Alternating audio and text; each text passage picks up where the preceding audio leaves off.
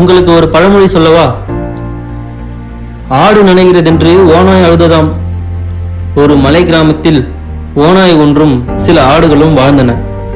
அந்த ஓநாய் எப்போதும் ஆடுகளை பிடித்து சாப்பிட முயன்றது. ஆனால் மந்தையை கவனிக்கும் மேய்ப்பன் எப்போதும் விழிப்பாக இருந்ததால் ஓநாய்க்கு வாய்ப்பு கிடைக்கவில்லை. ஒரு நாள் மழை கடுமையாக பெய்தது.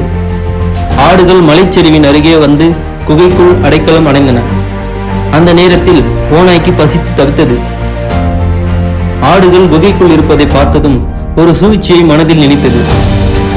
அது தன் குரலை மென்மையாக்கி வெளியில் நின்று அழத் துவங்கியது. அச்சுச்சோ, பாவம் ஆடுகள்! ஆடுகளே, நீங்கள் எல்லாம் நனைந்து குளிர்கிறீர்களா? எனக்கே பரிதாபமாக இருக்கிறது. வெளியே வந்து சற்று தங்குங்கள், நான் உங்களை காக்கிறேன் என்று கத்தி அழுதது. அதை கேட்ட ஆடுகள் திடுக்கிட்டன. ஒரு வயதான ஆடு சிரித்துக்கொண்டே சொன்னது, ஓநாய் நம்மை காக்கப் போகிறதா? அது அழுவது நம்மை பற்றியல்ல, பசியால் தான் என்று. மற்ற ஆடுகள் அந்த வார்த்தைக்கு இணங்கின.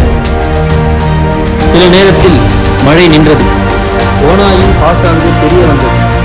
மேய்ப்பன் வந்து கல்லை எறிந்ததால் அது ஓடி ஒளிந்துவிட்டது. ஆடுகள் காப்பாற்றப்பட்டன.